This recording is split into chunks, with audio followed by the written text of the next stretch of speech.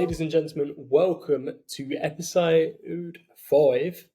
Don't know why I've done that voice of the Grappling Growth podcast. This podcast today has a bit of a twist. We've so-called leveled up. We've put a bit of theatrics behind what we're doing, and we've got some intro music. We've made some recordings. Basically, we pulled our fingers out of our asses and actually did the things we said we were going to do before. And Erald, you mentioned a really good statistic to me a couple of weeks back, and you said next time we do a podcast, you were going to mention it. Can you share what the stat is for people? Yeah. So for most people that watch podcasts, I don't know if a lot of you will know that only 10% of them actually ever make it past episode 3, and only 1% make it past episode 20. So episode 5 is a great milestone, and we have a bit to go till we get to episode 20. But I thought it was quite interesting that it's so little. I mean, it feels like podcasts pop up everywhere, but maybe it's not as easy to get to that magic 20 mark as people might think. So besides from a lack of consistency, and one thing that we can self-evidently hold our hands up to is a lack of consistency. What do you think are the other factors that are at play as to why people like you and I just aren't consistent enough with their podcasts? I think a lot of it is the amount of effort it takes to deliver a good podcast. You know, it takes more than just sitting down and recording, although it might look like that. A majority of it is just time and resource and priorities, I'd say. You know, our priorities are our businesses and other elements, and the podcast, because it's not a money driver, isn't part of that priority list. So I think a lot of people push it to the side. That would be like my main one. I don't know what you think. What do you think it is? I think the large part with people is risk and reward, and I think most people, because they can't see the goal that they're working towards, don't work towards that goal, and they choose things that display signs of immediate gratification. So watching Netflix or scrolling their phone. And one Yeah. thing I was thinking about recently, and this is kind of off topic but is relevant, is if you were to compare how much time people spend on, say, Instagram, TikTok, wherever, social media, Mm. compared to the amount of quality time they're spending with, say, their spouse or family or friends, I bet you they spend more time on social media per day than they have Mm. quality interactions. And I think you can't blame the systems for this. This is just down to people and what their choices are. And there's some fantastic books around the literature around that, which do argue that it is down to the system. But if you look at it on a peer-to-peer level, actual people taking responsibility and ownership for what they're choosing to do, it's massively down to them. And I think us as humans, we're wired to consistently seek things that give us immediate gratification and rewards, as opposed to things that pay off tenfold and give us best quality of life in the long run. And that's kind of me trying to stretch out the lens as to why I think that's the problem, as to why we're not being consistent with this, and just generally why that stat is so low, to just be in the top 1%. Mm. Yeah, exactly. I think one thing that will scare people is if you go onto your phone and look at your screen time and look at how much time you actually spend scrolling, doing nothing. And if I go on my phone, it'll be hours on the social media platforms, and a lot of the time I am creating content as well, but a lot of the time I'm not. Think about like using that for something productive, and you know, if you did that productively instead of doing the social media scrolling, how much further like we would get with the podcast, and how much further you'd get with whatever your goals are as a person, entrepreneur, or whatever it is that you're advocating to do. So I think I think you're bang on. The risk and reward, long term gains versus short term gratification is, I think, a thing that holds most people back when it comes to business and personal. Something I found fascinating is that our generation, and I see it amongst my siblings and even older people now, is we are gripped to our phone.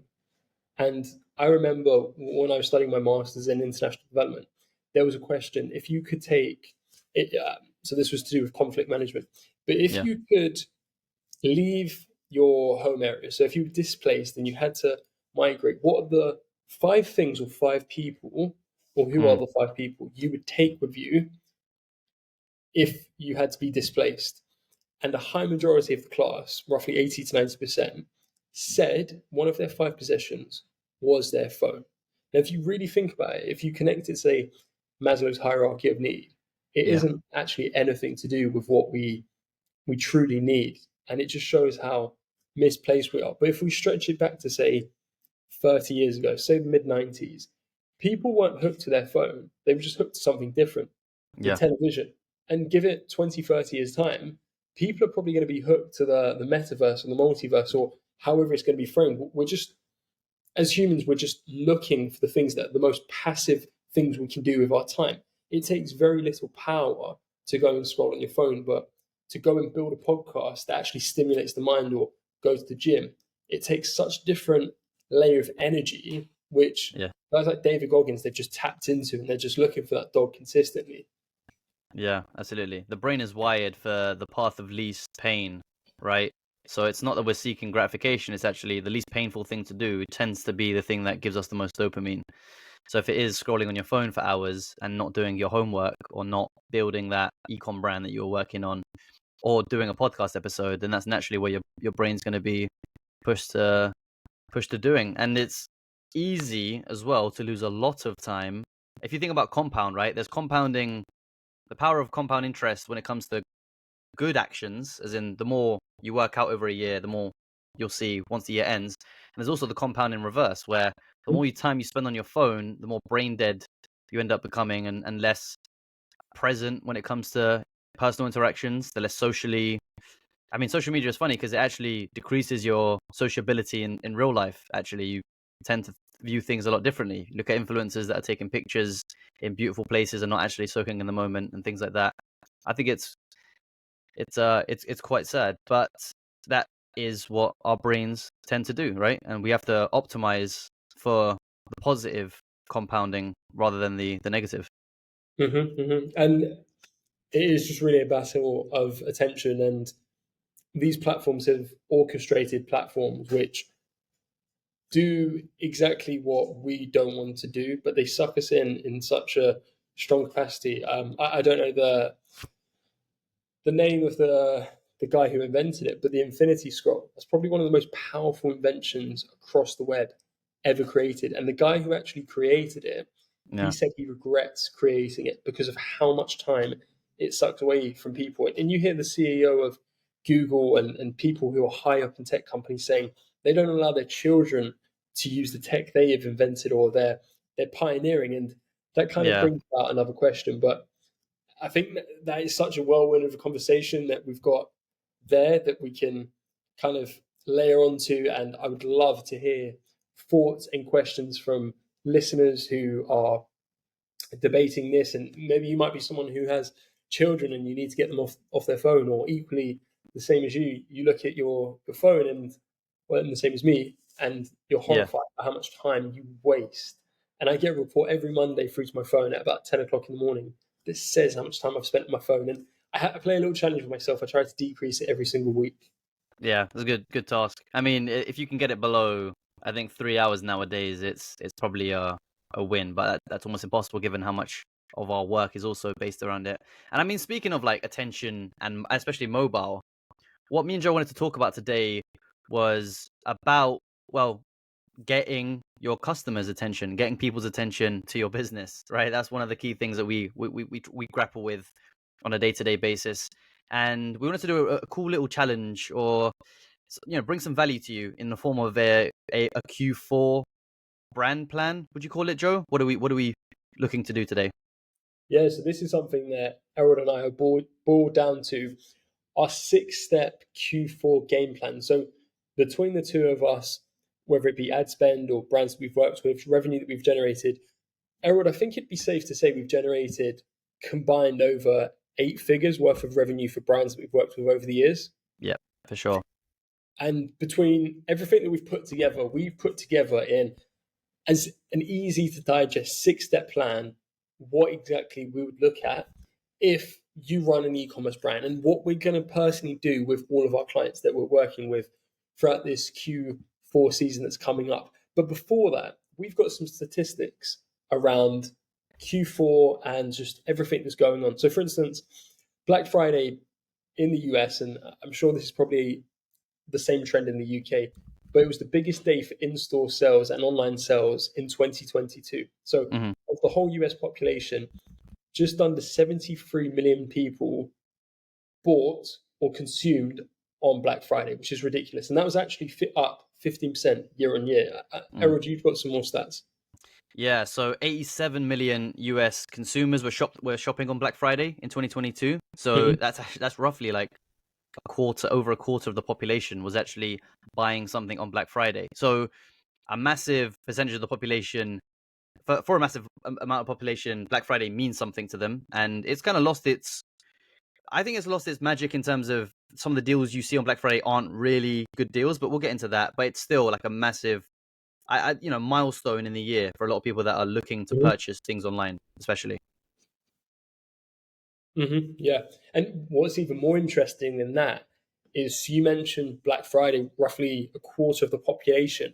Well, three-quarters of the US population last year bought or shopped within that Cyber Week. So the Monday through to the next Monday, the Crazy. Thanksgiving week in America, which is just ridiculous when you think of 3 in every 4 people shopped in. I know I easily fall into that category.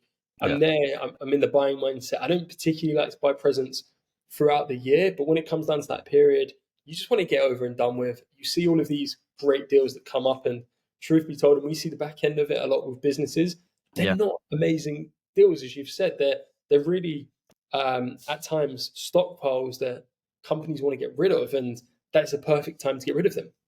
Yeah, absolutely. I mean, if you look at Amazon's Prime Day, for example, which I think happened quite recently, they mentioned that Prime Day for them is single-handedly the biggest event of the year. And the amount of buzz they've built around Prime Day is the same as what Black Friday is to other e-commerce and general brands. So think about Black Friday as kind of like your Prime Day. Now, if you're not on Amazon, this is what you're going to have to use to really get the most out of your Q4 sales. This is going to be the pivotal moment. But Joe, let's get into sort of what you think a brand or a business that's preparing for Q4, what they should be looking at. Step one. Yes, perfect. So the classic, I believe it was Abraham Lincoln quote where he said, "Give me 8 hours to cut down a tree. I'll spend 6 hours sharpening the axe and 2 hours cutting down the axe." Time and again. I had it 2 years ago. Brand we were working with at the time, he came to me on the Thursday, and I was at an event with another client in the team, and he called me at 1 o'clock, and Mm, we badgered him for weeks beforehand. And even that taught us a lesson to start getting on our clients' back from now. So this is yeah, the time where we're sending out forms to clients, giving them a delivery form of what we need, creatives, offers, everything in between, bundles, and these are all points that we'll go into throughout this 6-part series. But he came to us. We ended up getting ads out and all the creatives across 7 p.m. in the evening, pushed out because Meta, and this is going to be a point, so I'll do two in one here, mm, but a little insider thing that we know is a Meta agency partner, which just means we get insights into how Meta works and they help us out with ads and whatever. But ads go through an auction library. So if I put in an ad now, then I go to the back of the queue. Now, some brands mm, have more clout, they spend more money, therefore they get expedited. But generally speaking, more money is being spent throughout the Q4 period. Therefore, the competition's higher. Therefore, it takes longer for your ads to be approved. yeah, This company's ad was approved halfway through Black Friday. If you just think about how much they lost out to not only uh, current customers, but to competitors, because those customers are in a buying mindset. yeah, And probably one of the most pivotal points I can say is prepare early. Now is the time to be preparing for anything to do with Q4. Well, that's just a given, but Black Friday, Cyber Monday, Christmas. You want to have all of your things put in place. So that is my first step. And then we'll call that second step as well, is making sure you've got your meta ads all together. So what I would recommend there is to have your ad campaigns ready at least a week early, approve them, so turn them on, and then turn them back off. And then what happens is that eliminates all the guesswork. That eliminates anything of, oh, will Facebook or will TikTok or YouTube, whatever platform you're advertising on, will they reject my ads, or will it take 2 days for them to approve them? Generally speaking, mm, they say 24 hours. I've seen ads be approved in 10 minutes. I've seen them be approved in 36 hours. You need to be first, you need to be sharp. So those are the first 2 points. Yeah, that's a great tip as well, Joe. I think that turning on and turning off tactic, if it's not something you've tried before, then definitely give that a go. It's a little industry secret in that respect. Just to add on to that as well, on the SEO side, you should realistically have had Black Friday stuff probably battened down early September. So if you're doing landing pages or if you're focusing on products, then your landing pages should be pretty much ready to go and indexed by that time. However, if you're going to be pushing out Black Friday offers, I think focusing on the paid channels and also email is going to be a big one, which we'll get into a bit later on. That's going to be the big play.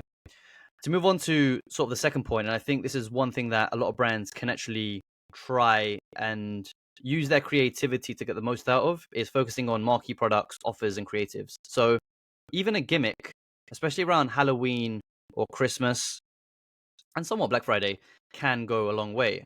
Back in the agency world, and I'm going to mention two campaigns from my friends over at a creative agency called Rise at Seven.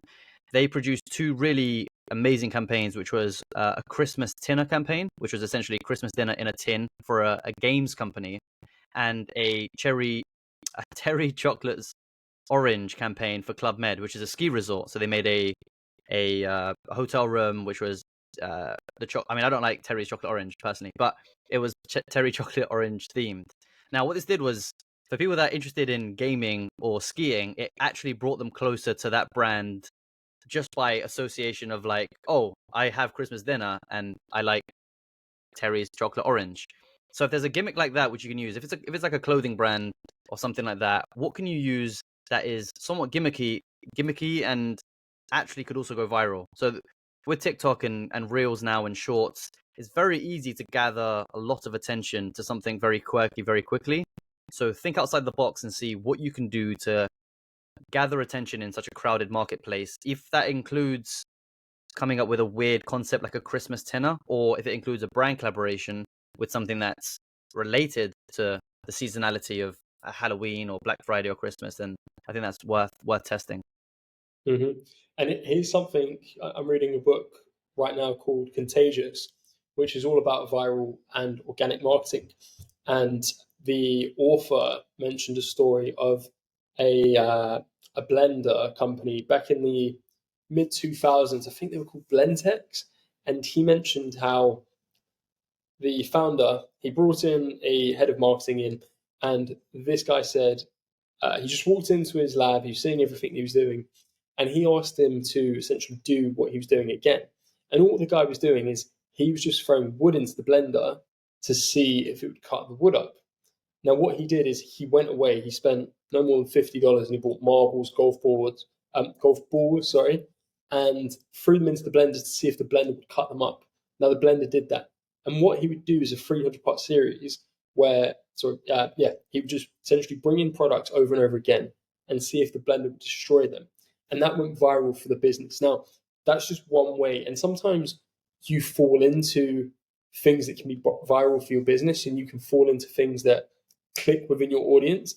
And a lot of it is just experimenting. It is very hard to nail something the first time round. It is really to do with just doing things over and over again. And that leads on to our fourth recommendation, which is focusing on marquee products. So you want to be focusing on not just marquee products, but your offers and creatives. So now would be the time to turn around and start bringing together everything to hand. And this kind of falls into the Christmas planning, the Christmas preparation. So our next recommendation is to nurture your warm audience. Now, Erald, you and I, we've been working with a fantastic brand based in the States, Finn and Emma, for the last 3.5 years now, which is mental when you come to think of it. Multi-7-figure brand, great brand. And one thing that we spoke about with the founder, this was, I think, Christmas 2021. So they brought out what we were referring to as a marquee product. So this is something we always recommend to brands that we work with, is to have one product that people gravitate towards. Because, and this is what we've done with cohort analysis, is we found that there are certain products that work as marquee products and they work really well. And the back end revenue from those products is exponential because that product is so great. So if you've got a fantastic product, think about leveraging that marquee product. But what happened with this is we had a new product that they launched, and they undersubscribed how much stock they needed. So I think they brought in something like 5 to 7,000 units, and they sold out.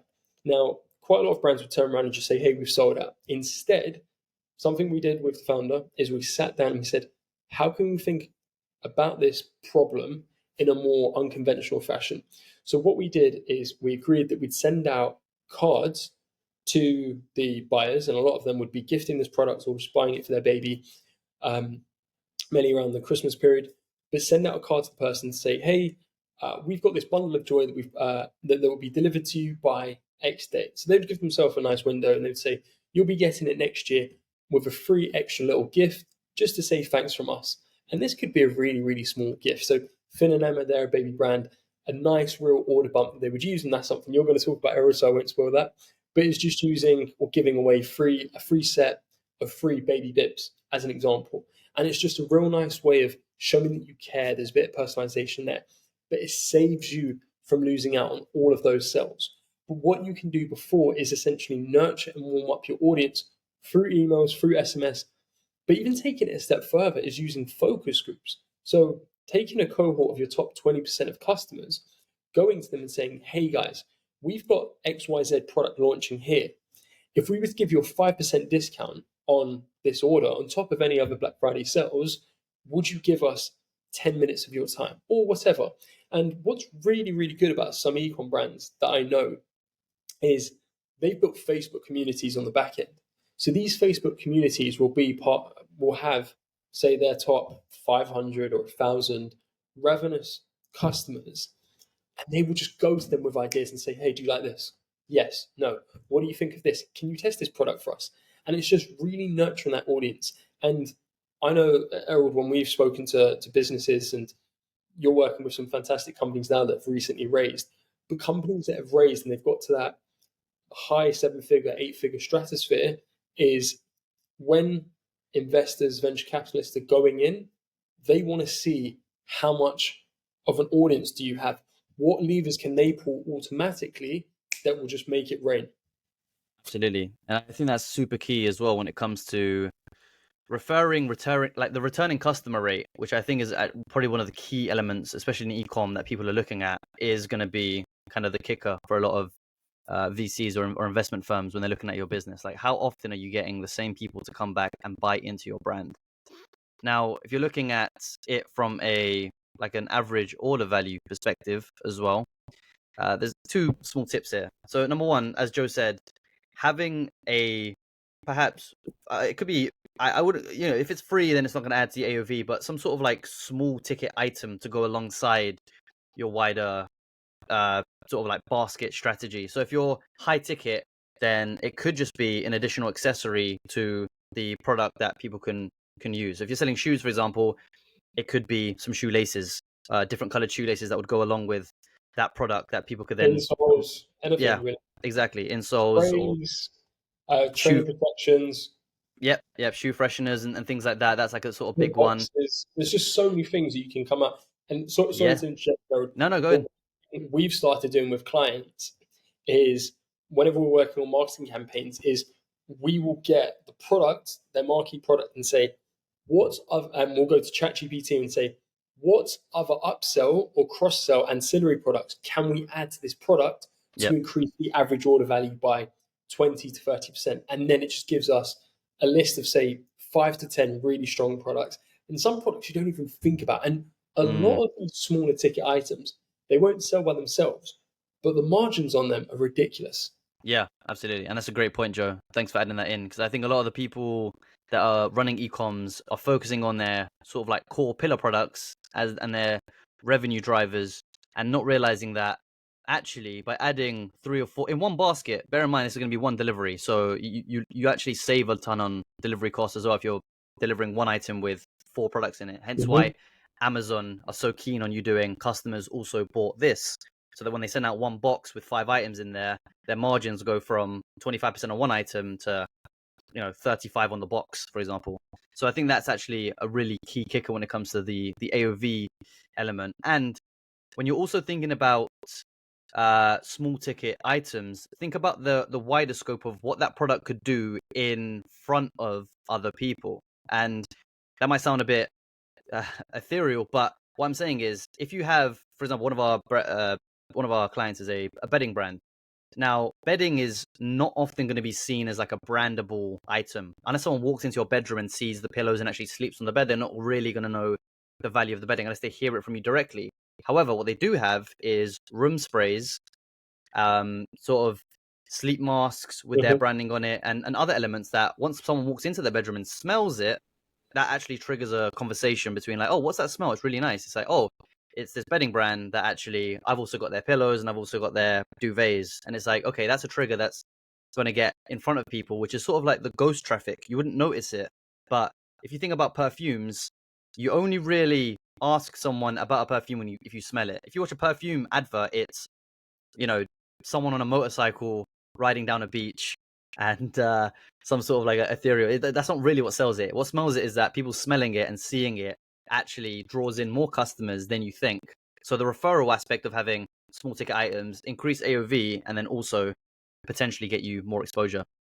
And I really like that example that you used there of an air freshener, because that could easily be a loss leader. Or Yeah. what they do is they order in whatever 10,000 units, have them all to hand, all ready, and then every order that comes in over the Q4 period is they throw one in. It's a conversation starter, and that's where virality comes from: is conversations, people just picking up on stuff. And I was reading the statistic, and Erald, I haven't asked you this, but Mm. how much do you think word of mouth interaction happens online as a percentage? Maybe I phrased that incorrectly, but of all the word of mouth referrals that happen, how much percent of it do you think happens online?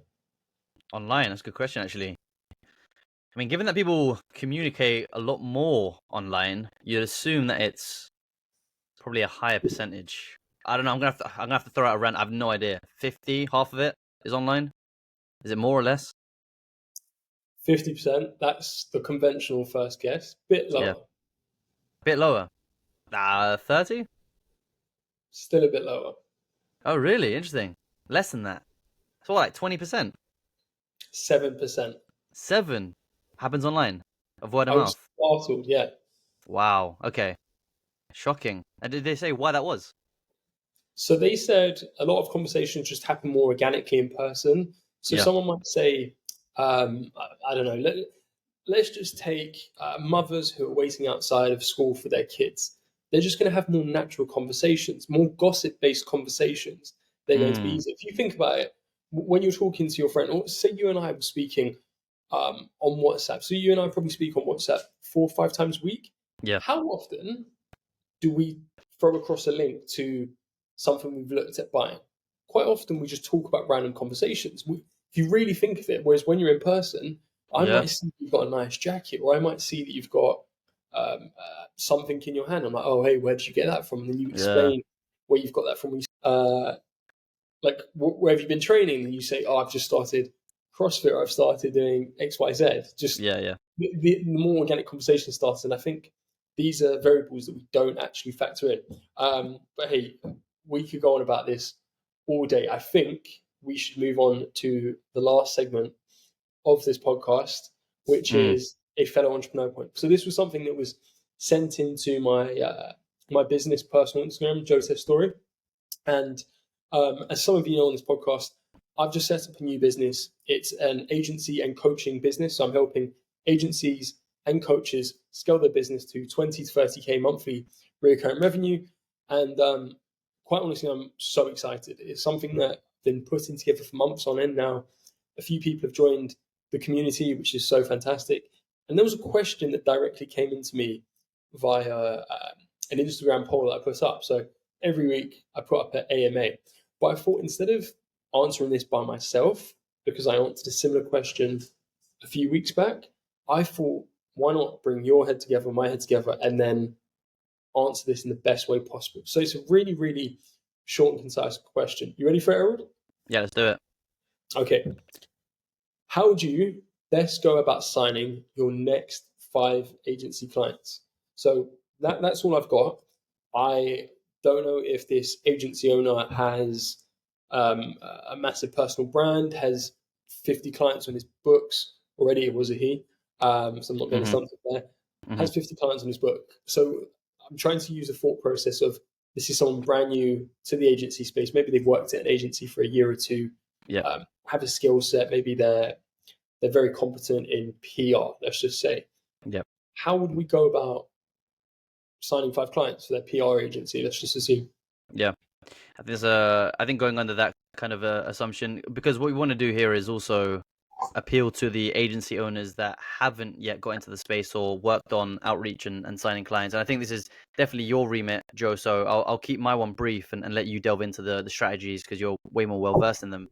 But I think in terms of if you're brand new in the space and you're looking for your first 5 clients, then the first port of call would be outreach in some way. So you're going to need something first before going in to cold outreach, whether this is on LinkedIn or Instagram or whatever it is. But I would look at, and I'd pick a niche first. So if it's e-com, you go for e-com. If it's service-based businesses, lawyers, dentists, you pick a niche.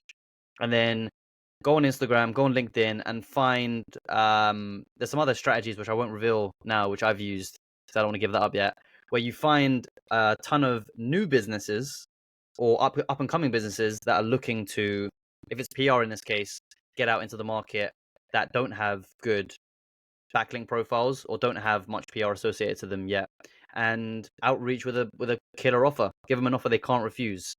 Even, and this might be counterintuitive if you're trying to make money, even give one of them a free trial with you if you haven't got a portfolio yet, because it's going to be very tough to build relationships without some authority behind you. And go in there and smash it for one client, and then with that case study, go and get 4 others off the back of it.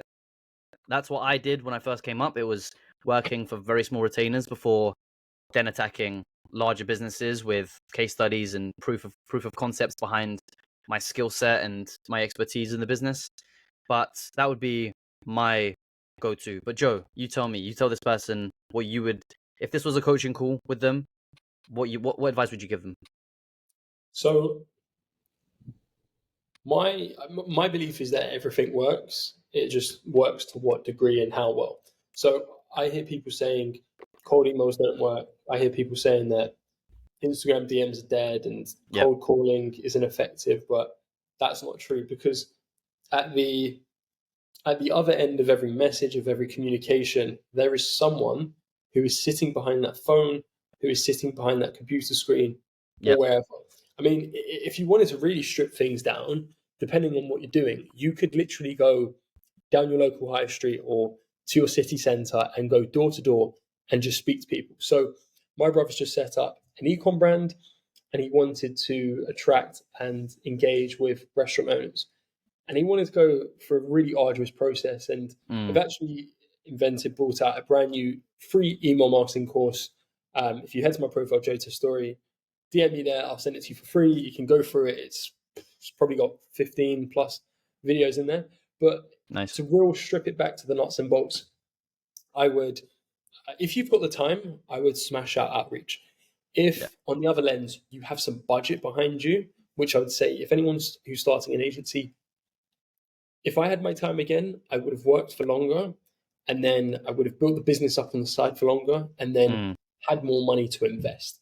So this is exactly what I would do. I would focus on building my brand.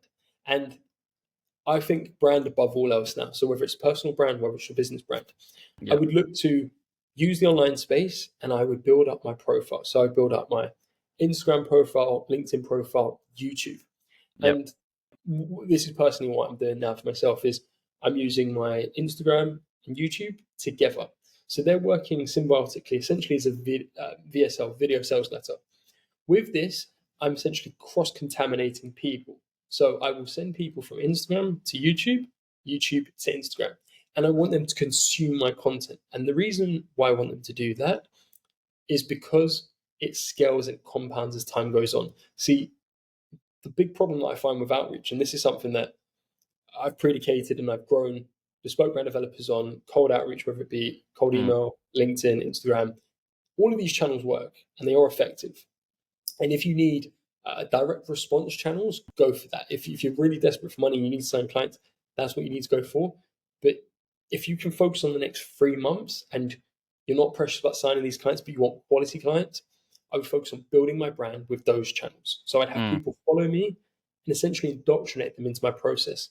And the reason why I would do that is because I would be able to charge more as time goes on. I would have way more trust. I would have way more expertise built up. Yep. And that would allow me to build sufficient rapport with people. So when they do jump on a sales call or they are ready to buy, it could be as straightforward as just they see an offer they like. Well, Mm. there'll be only one within their market. And one big problem I see within the agency and coaching relationship and clients is that there's so much market sophistication. That point that you made, I find with we probably average 30 to 40 sales calls a month, Mm. is the amount of sophistication amongst your buyers. It is like a girl is at a bar and guys just go in with the same basic one line. It's like, hey, do you want a drink? Or hey, shot for me and you, whatever. It's just the Yeah. same narrative, just said differently. I think with a brand, the killer offer makes sense. The irresistible offer, I think, needs to be part of your mixology, so to speak. But Yeah. actually coming in with a brand where people are ready and willing to whip out their wallets and pay you is what you're looking for. And I think one person who is playing the long game, and I think he's at the summit of the mountain, is Alex Hormozy. Now, if you break down Alex Hormozy's strategy, think about what he did. He launched a book 2 years ago, $100 million offers. Now he's just launched $100 million leads 4 weeks ago. Mm.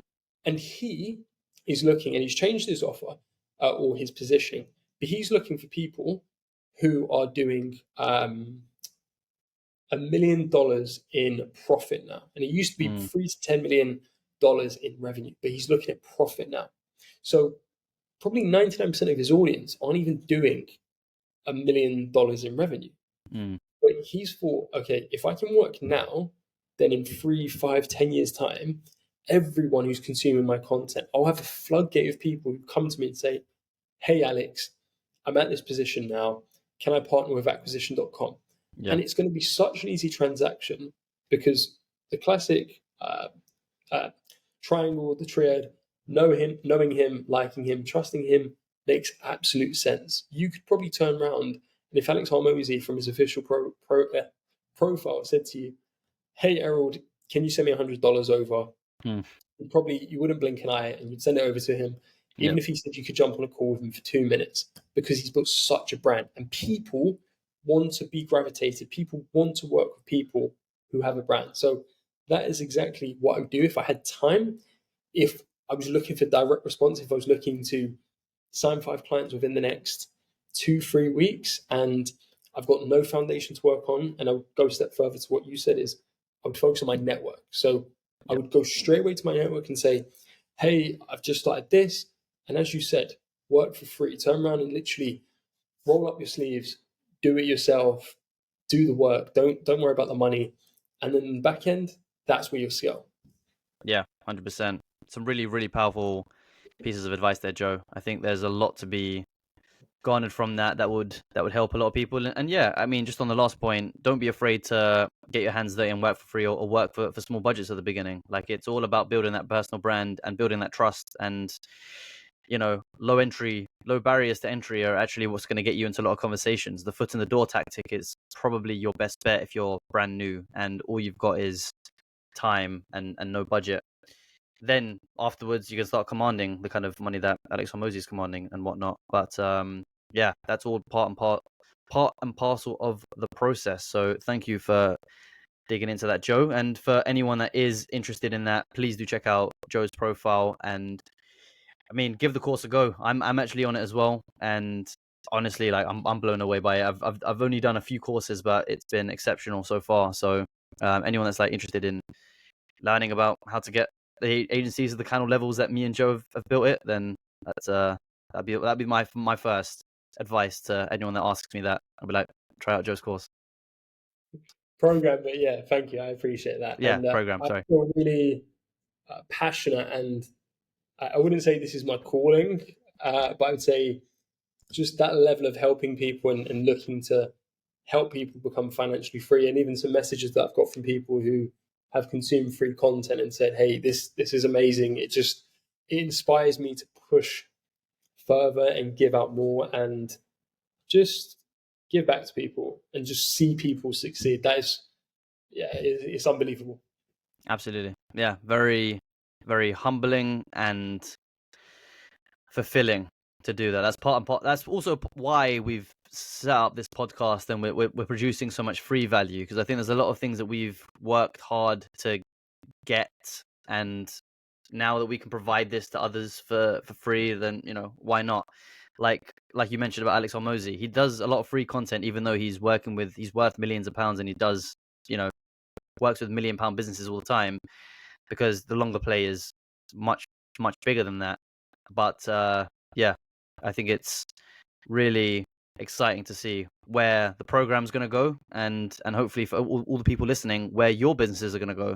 So keep sending us in those questions, whether it's to me and Joe personally on Instagram or to our email, and we'll do our best to get to those questions over the next few episodes. Amazing.